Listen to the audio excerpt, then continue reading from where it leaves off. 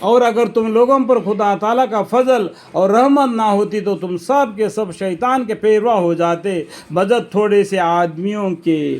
پس آپ اللہ کے راہ میں قتال کیجئے، اللہ کے راہ میں جہاد کیجئے. آپ کو بجد آپ کے ذاتی فعال کے کوئی حکم نہیں، اور مسلمانوں کو ترغیب دیجئے. آنے پیغمبر صلی اللہ علیہ وسلم کو اللہ تعالیٰ بولتے آپ اللہ کے راہ میں جہاد کیجئے، قتال کیجئے. آپ یعنی پیغمبر صلی اللہ علیہ وسلم بجز آپ کے ذاتی فعال کے کوئی حکم نہیں، اور مسلمانوں کو ترغیب دیجئے. ان کو کس طریقے سے لڑائی میں تلوار چلانا، کس طریقے سے دوسرے کا حملے سے بچنا، ایک ہاتھ میں بائیں ہاتھ میں ڈھال، دہنے ہاتھ میں تلوار لے کے، گھوڑوں پر بھی بیٹھ کر، یعنی کس طریقے سے لڑائی جہاد کرنا ان لوگوں کو سکھلا دیجئے. اللہ تعالیٰ سے امید ہے کہ کافروں کے زور جنگ کو روک دیں گے. اللہ تعالیٰ کافروں کے اللہ تعالیٰ سے امید ہے کہ کافروں کے زور جنگ کو روک دیں گے. یعنی مسلمانوں کو جنگ کے بارے میں ان کو کس طریقے سے لڑائی کرنا، کس طریقے سے بچنا، کس طرح سے داؤ گھات کرنا، اس کو سکھا دیجئے. اور اللہ تعالیٰ زور جنگ میں زیادہ شدید ہے اور سخت سزا دیتے ہیں. جو شخص اچھی سفارش کرے اس کو اس کی وجہ سے حصہ ملے گا، اور جو شخص بری سفارش کرے اس کو اس کے وجہ سے حصہ ملے گا. یعنی اچھے کو اچھا بدلہ ملے گا، برے کو برا مطلب ملے گا. سمجھ میں آ گیا بات کو؟ اور اللہ تعالیٰ ہر چیز پر قدرت رکھنے والے ہیں. اللہ کو ہر چیز کے بارے میں معلوم ہے. وَكَانَ اللَّهُ عَلَىٰ كُلِّ شَيْءٍ مُقِیتًا. اور جب تم کو کوئی مشورہ طور پر سلام کرے تو تم اس سلام سے اچھے الفاظ سے سلام کرو، یا ویسے الفاظ سے کہہ دو. کوئی بولے تم کو السلام علیکم بھائی، تم بھی بولے کو وعلیکم السلام بھائی. اور بھی بولو وعلیکم السلام ورحمۃ اللہ وبرکاتہ، ایسا بھی بولو. نہیں تو ویسا ہی جواب دے دو، جیسا بھی جواب دے دو ان کو اس کا جواب دے دو سلام کا. بلا شک اللہ تعالیٰ ہر چیز پر حساب لیتے ہیں، یعنی ہر چیز کے پر اللہ تعالیٰ حساب لینے والے ہیں. اے اللہ ایسے ہے کہ ان کے سوا کوئی معبود ہونے کے قابل نہیں. اللہ لا الہ الا ہوا. اور ضرور تم سب کو جمع کریں گے، ضرور تم سب کو جمع کریں گے. جمع ہونے کا دن مطلب کیا ہے؟ قیامت کے دن. قیامت کے دن ہم سب کو اللہ تعالیٰ جمع کریں گے قیامت کے دن میں.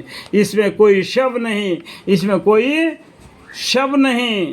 اور خدا تعالیٰ سے زیادہ کسی کی بات سچی ہوتی ہے؟ وَمَنْ أَصْدَقُ مِنَ اللَّهِ حَدِيثًا. اللہ کی بات سچ ہے. کل قیامت میں سبھی مردے زندہ ہوں گے، اپنے نام اعمال کے حساب سے جنت یا دوزخ پائیں گے. پھر تم کو کیا ہوا کہ ان منافقوں کے باب میں تم دو گروہ ہو گئے، حالانکہ اللہ تعالیٰ نے ان کو الٹا پھیر دیا ان کے عمل بد کے سبب. کیا تم لوگ اس کا ارادہ رکھتے ہو ایسے لوگوں کی ہدایت کرو جن کو اللہ تعالیٰ نے گمراہی میں ڈال رکھا ہے؟ یعنی اللہ تعالیٰ ان کو گمراہی میں ڈال رکھا ہے. کیا ایسا آدمی کو تم ہدایت کر سکتے ہو؟ اور جس کو اللہ تعالیٰ گمراہی میں ڈال دے اس کے لیے کوئی سبیل نہ پاویں گے.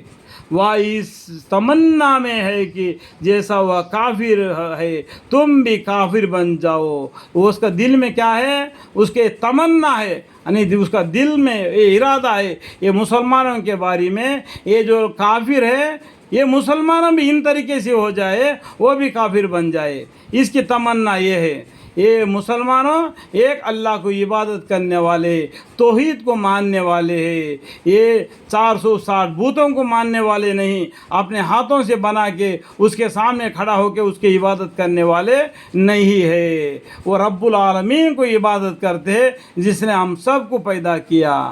یہ کافر تمنا کرتے ہیں کہ یہ کافر ہے یہ مسلمان بھی ان کے جیسا ہو جائے. اس طریقے سے وہ لوگ تمنا کرتے ہیں جس میں تم اور وہ سب ایک طریقے کے ہو جاوے. سو ان میں سے کسی کو دوست مت بنانا. काफिर को अपना कभी भी दोस्त मत बनाना जब तक कि वह अल्लाह की राह में हिजरत ना करे। हिजरत करना अल्लाह की राह में, और अगर एराज करे तो उनको पकड़ो और कत्ल करो जिस जगह उनको पाओ। देखो अल्लाह ताला क्या बोलते हैं, अगर वो जब तक वह अल्लाह के राह में हिजरत ना करे और अगर वह एराज करे तो उनको पकड़ो और कत्ल करो जिस जगह उनको पाओ।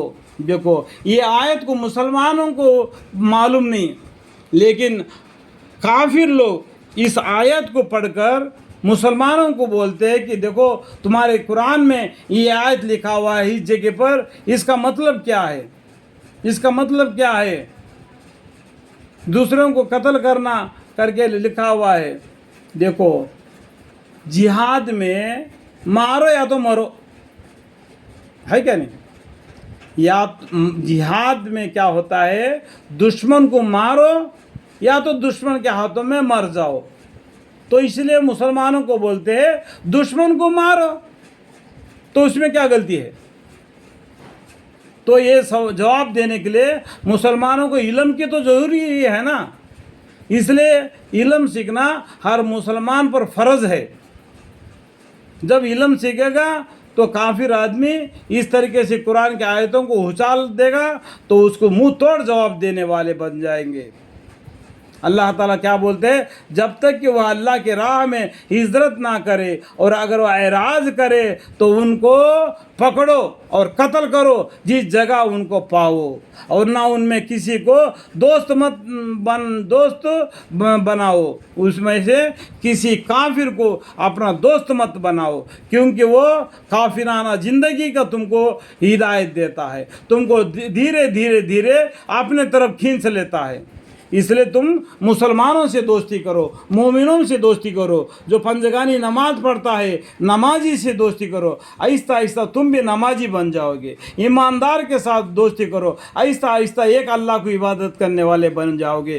तुम रोज़े रखने वालों से दोस्ती करो, आहिस्ता आहिस्ता तुम भी रोज़ादार बन जाओगे।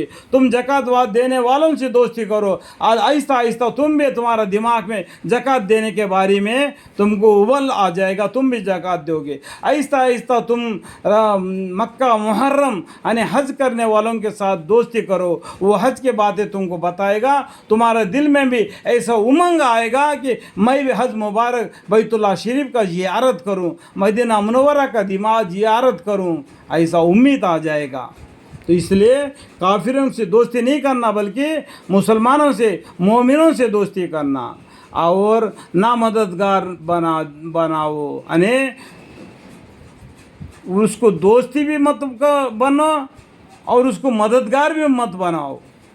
कोई मुसीबत होता है उसे मदद भी मत लो, मगर जो लोग ऐसे हैं जो कि ऐसे लोगों से जा मिलते हैं कि तुम्हारे और उनके दरमियान में आहद है, या खुद तुम्हारे पास उस हालत से आवे कि उनका दिल तुम्हारे साथ और नेज अपनी कौम के साथ लड़ने से मनकबज हो। यानी कुछ लोग ऐसे हैं काफिर लोगों से, वो आपसे भी नहीं लड़ना चाहते हैं, वो अपने कौम में लड़ने वालों के साथ भी नहीं रहते। समझ में आया बात, समझ में आया क्या नहीं। एक कुछ लोग काफिर लोगों में से कुछ घराने, कुछ आदमी उन काफिरों के साथ मिलकर मुसलमानों से लड़ना भी नहीं चाहते और वो मुसलमानों से दोस्ती भी रखते हैं, और अगर अल्लाह ताला चाहता तो उनको तुम पर मुसल्लत कर देता, फिर तुमसे लड़ने लगते। फिर अगर वह तुमसे किनारा कशी रहे यानी तुमसे ना लड़े और तुमसे सलामत रूई रखे तो अल्लाह ताला ने तुमको उन पर कोई राह नहीं दिया। अगर वो लोग तुम पर छड़ी नहीं उठाया, उन लोगों ने तुम पर तलवार नहीं उठाए, तो तुम भी उन पर तलवार नहीं उठाना, तुम भी उनके ऊपर कोई ऐसा बुरा भला नहीं कहना जब तक वो तुम्हारे ऊपर छड़ी ना उठाए।